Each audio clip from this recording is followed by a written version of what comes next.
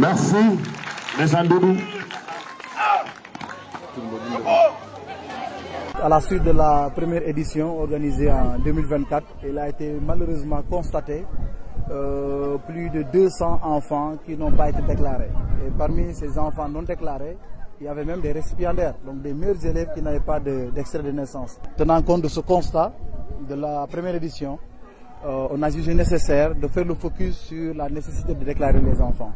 C'est en cela que nous avons été accompagnés par des partenaires ici présents, la Fondation Khaleyi, l'association Kouhan Iedo, qui est une entité qui regroupe l'ensemble des étudiants du département qui ont eu à bénéficier en tout cas de la formation de l'Université Gaston Berger de Saint-Louis et qui actuellement sont dans le monde professionnel.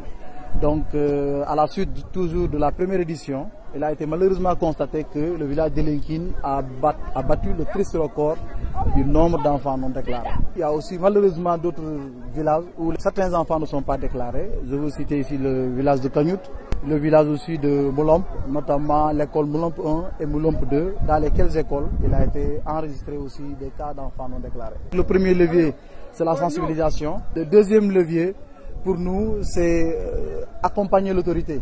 Parce que, après tout, comme on dit, la déclaration des enfants, c'est une obligation pour les parents. Pour que la loi puisse s'appliquer dans toute sa rigueur. Donc, on a convié le tribunal de Souy à cet événement. On a convié la mairie, on a convié l'IF, on a convié le secteur de la santé, qui sont un réseau d'acteurs clés dans le dispositif d'enregistrement des enfants. Donc retenons qu'on va continuer à sensibiliser. Les récipiendaires sont une quarantaine. Ils sont issus de plusieurs écoles. Ici à Elinkine, nous avons primé 3 écoles.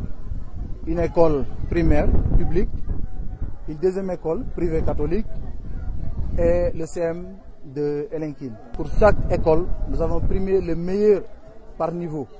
À l'école de Kagnout aussi, on a primé 6 meilleurs élèves, chacun correspondant à un niveau.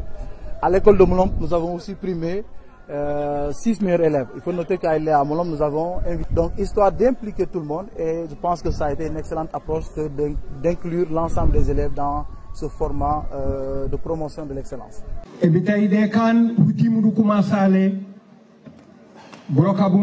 Fondation Khaleyi, c'est une fondation espagnole qui travaille au Sénégal depuis 20 ans maintenant, principalement dans les régions de Saint-Louis, de Dakar, de Mbour, Ziguinchor et Diourbel.